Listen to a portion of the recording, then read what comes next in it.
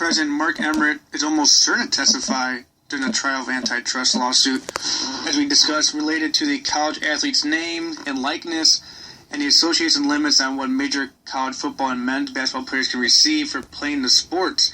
If you were on the hearing, what would some of the questions you would ask him? Oh, I wouldn't go as far as my friend who said Emmert's blank is blank, but I would ask him at this point to justify the coaches' salaries at what they are. Barry Alvarez a few years ago told me he's the CEO of a $92 million program in college. All this cable TV money that's coming in, why, if you got all this money coming in, why can't a piece of the money go to the student athletes? Now, I would ask him this question, and this would be the one question I would ask, and I think he would have a very, very hard time answering it. Simply because if you look at the television industry, it's for profit. They are not there as a charity. Everybody is there for profit. Now, when you have TV shows, and I'll take one TV show, Glee, okay? I don't watch Glee. I've heard about it, but I don't really watch comedies or dramas or the 97,000 police shows that are on right now.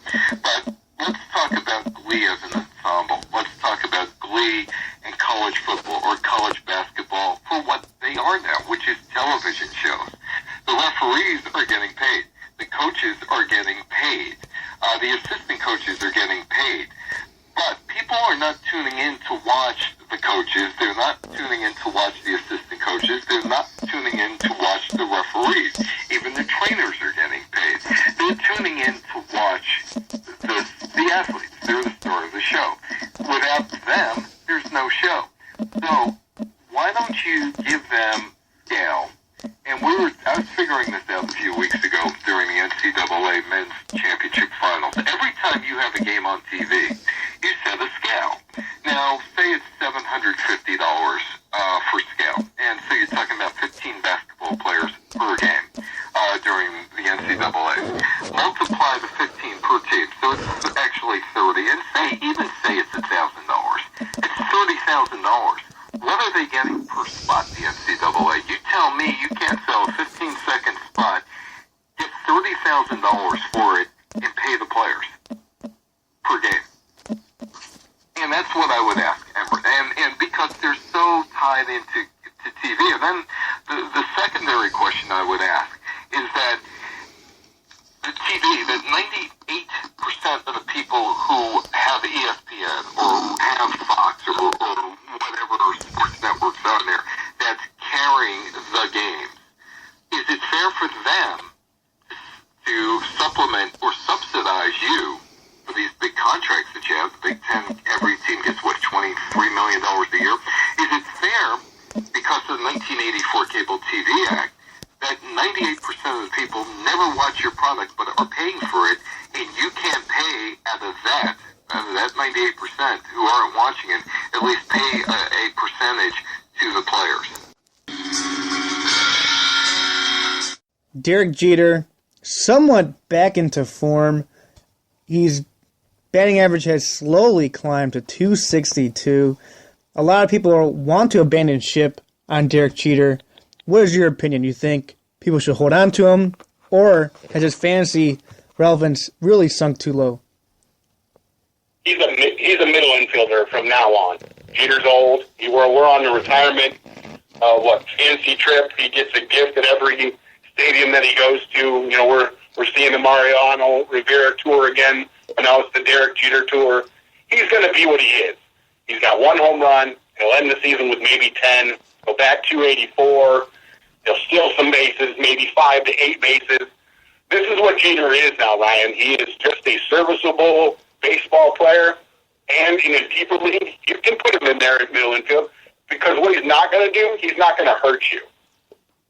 In a lot of fancy sports, people go with the veterans. When do you think it's time to really stop looking at veterans and look at the younger players when you do a draft?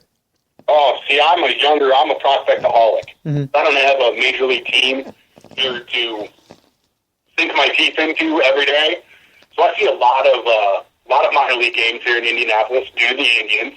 I'm a media member through them, so I can, cover them whenever I want.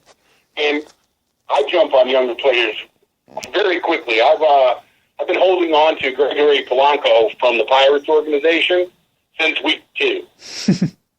I admitted it last week on your show that I was the guy that dropped Charlie Blackmon. Yeah, I understand that was kind of a mistake, but no one saw the Charlie Blackmon thing coming. So I'm a guy that will drop my older players and hold on to a younger prospect, knowing that they have potentially the opportunity to win my fantasy league for me, where the old man like Adam Dunn can be cut.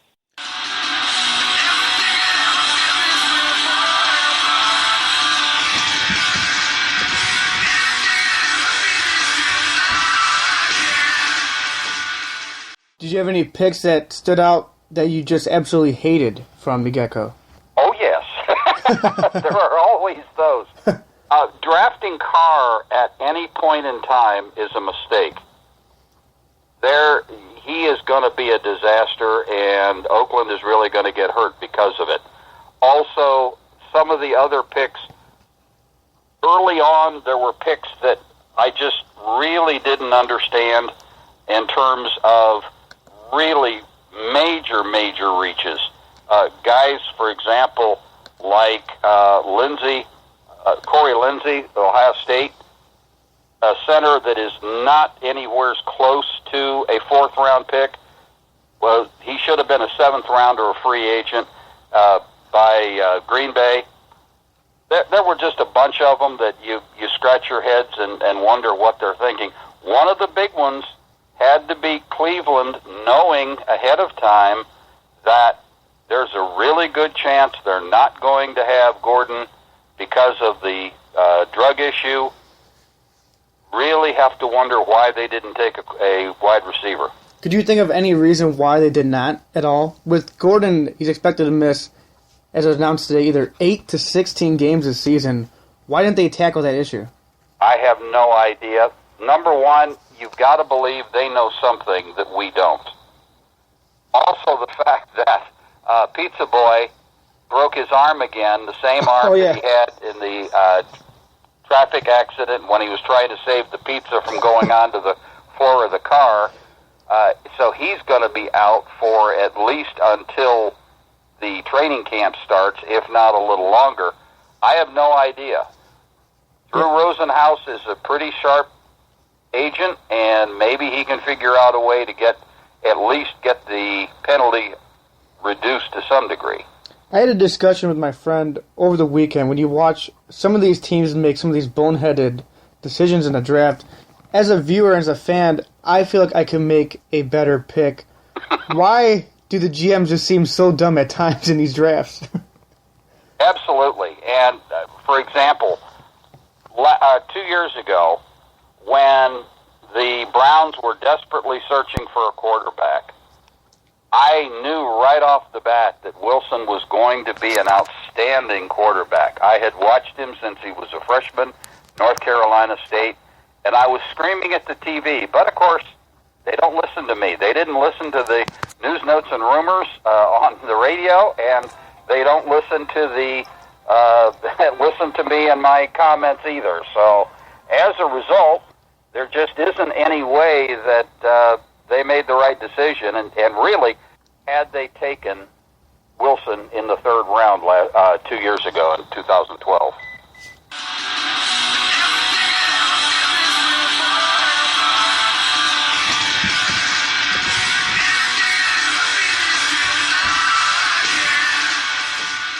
We're talking about the NFL draft with you today, and what were your first initial reactions of the overall experience of the NFL draft? Honestly, I found it pretty predictable. I did not think Blake Bortles would go 3rd overall. That I found interesting, but that tells you that Jacksonville said, "Look, we're making a decision that we're going to change things, and we're going to bring a guy in that we think can be the future of this franchise and give it a shot." they were not willing to wait and play the game that a lot of other teams did, including the Cardinals, which is get down further in the draft, and the next thing you know, the guys you liked are gone.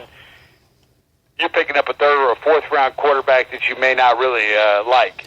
Is Bortles even the right fit for the Jaguars team? They did add 2 wide receivers in this draft, but is he really the right fit for this team? He was my top pick for quarterback in the draft. I had him number 1, well before the end of bowl season and whatnot. I thought watching him last year that he was the best, most complete possible quarterback for the NFL. And that didn't mean that he would have been the best right away. He's not going to go into Jacksonville there and start, hopefully. And if that is the case, then they got a problem because this is a guy that needs to learn. And frankly, so does the Jacksonville Jaguars surrounding him.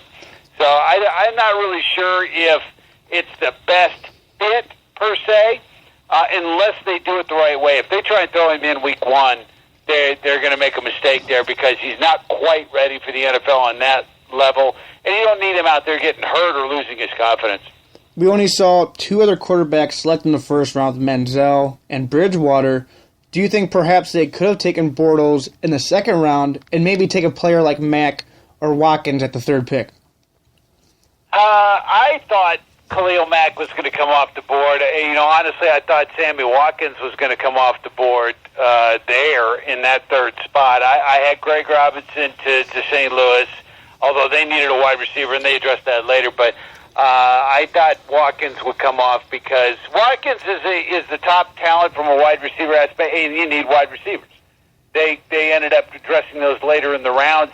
And the reality is that past Watkins, Odell Beckham Jr., I don't care what they say about him to the Giants. There was nobody near Watkins' talent level at the wide receiver position. Evans has height. He has size, but he doesn't have the kind of talent that Watkins did. He was far and away the best receiver in the draft. Everybody else, including Beckham and Marquise Lee and all those guys, I really didn't see them as being anything but second-round talent at best anyhow. So they probably made the right decision to select receivers later on and say, look, we can get some really quality guys here and get the quarterback, make sure we get the quarterback that we want.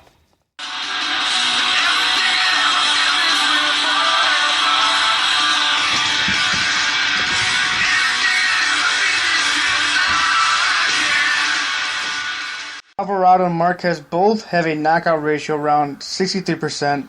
Alvarado has only had 1 stoppage win in his last 6 bouts. Which fighter do you think this fight is worth more to? I feel like it's bigger for Mike Alvarado. I mean, Marquez has nothing to prove in the sport. He's one of the best boxers in the history of the game.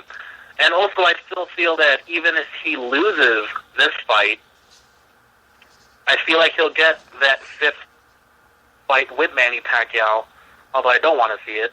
I don't want to see him fight Manny Pacquiao for the 5th time.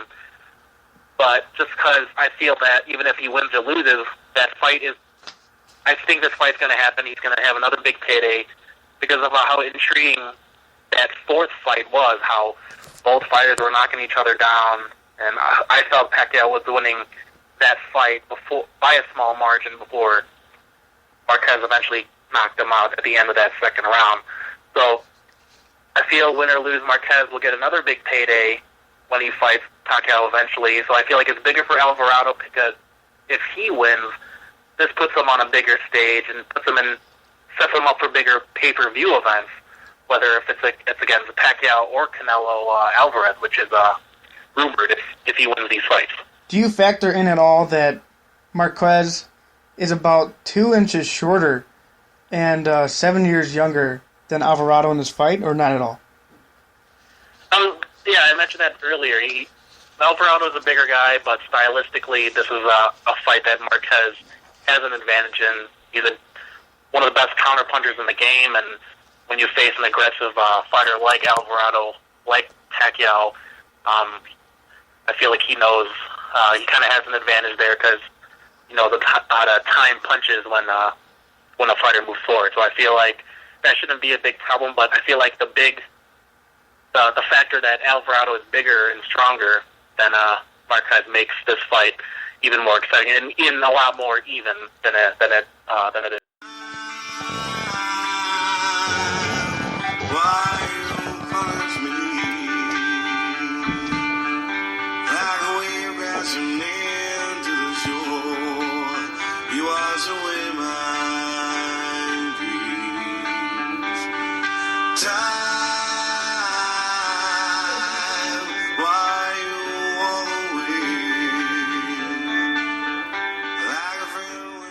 The Sterling mess was just a 24/7 saga. It was taxing enough a 7-game series win against the relentless Golden State Warriors, a rally from a 22 points down to win Game 4, only to collapse in Game 5, and see a 7-point lead with 50 seconds left disappear in a cloud of officiating controversy. Was this all really just too much for the Clippers to overcome? Yes and no. I think obviously there was some mental strain on the Clippers, but I think at the end of the day, it's really execution. And as much as I'd love to join Doc Rivers, bandwagon, I have to put a lot of that blame, especially in Game 5, on the Clippers. Chris Paul, after getting the ball inbounded, jumping up in midair without a player to pass to. Poor defense on KD, with 7 points and 45 seconds to go. He hits a three, and then Jamal Crawford's poor possession right after he hit that three. And I think there were just there's some matchups the Clippers didn't really figure out. There were a few tweaks and their rotations that they didn't figure out. One of the things that I was really hoping to see more was J.J. Redick in the fourth quarter. And in Game 5 especially, J.J. Redick didn't even log a minute in the fourth quarter. I think he logged like 6 seconds or something like that. So one of the things I wanted to see him instead of Jamal Crawford is that since the offense was a lead, you really don't. One of the ways to prevent yourself from taking the foot off the gas is to consistently have motion. And Jamal Crawford, as great as a player he is, and I'm really glad that he has been recognized again for the second time as Sixth Man of the Year, he tends to stall the Clippers. And just like I said, in times where you have a lead and you want to maintain that lead, you got to keep the defense working. And that's one of the things that the Clippers didn't do. They didn't do that in Game 5, and they didn't do that from the second through the fourth quarter in Game 6 as well. So, they'll shake up the roster, perhaps. There aren't many options, that they can undergo to really advance the talent on the roster. But they'll make a couple of tweaks, and they'll be right back in it next year.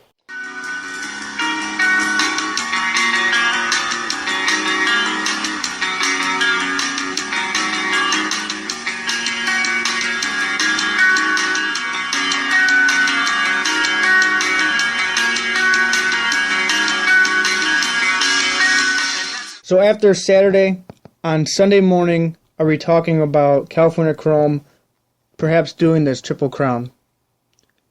Yeah, I think if you made, if you put a gun to my head and made me choose, I would say that he's probably going to win this race, just as a fan and as an observer. Like I said, if I can get as a gambler, it's a little bit different scenario. If you get 23-1 on the horse, you've got a pretty good chance, and you should have played those odds. But yeah, strictly as an analyst and as a fan, I would expect that result to happen.